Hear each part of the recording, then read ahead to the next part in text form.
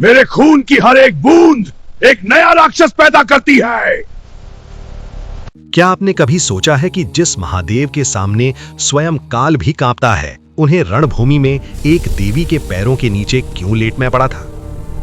शिव और शक्ति की ये कहानी आपको भीतर तक झकझोर कर रख देगी। ये बात उस समय की है जब रक्त बीज नाम के एक भयानक असुर ने तीनों लोकों में हाहाकार मचा रखा था। उसे ये वरदान प्राप्त था कि उसके रक्त की यानी खून की एक भी बूंद यदि जमीन पर गिरेगी तो उस बूंद से वैसा ही एक नया महाशक्तिशाली असुर पैदा हो जाएगा।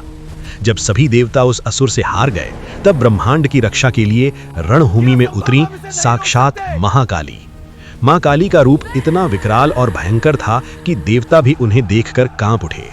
उन्होंने एक हाथ में खप्पर यानी खोपड़ी का कटोरा और दूसरे में खड्ग यानी तलवार धारण कर लिया।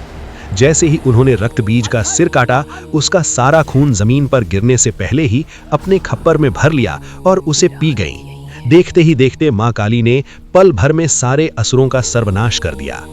लेकिन असुरों के अंत के बाद भी मां काली का रौद्र रूप और क्रोध शांत नहीं हुआ। वे विनाश करते हुए तेजी से आगे बढ़ने लगी। उनके क्रोध की धधकती ज्वाला से पूरी सृष्टि भस्म होने के कगार पर आ गई। तब घबराए हुए देवताओं की पुकार सुनकर सृष्टि को बचाने के लिए स्वयं भगवान शिव उनके रास्ते में जमीन पर लेट गए।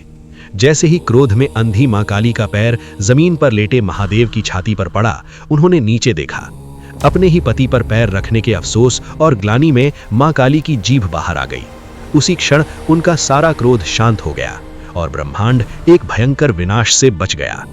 अगर आप भी मां काली की असीम शक्ति पर अटूट विश्वास रखते हैं तो कमेंट बॉक्स में जय मां काली जरूर लिखें। और हाँ, ऐसी ही रोंगटे खड़े कर देने वाली पौराणिक कथाओं के लिए हमारे चैनल को सब्सक्राइब करना बिल्कुल ना भूलें।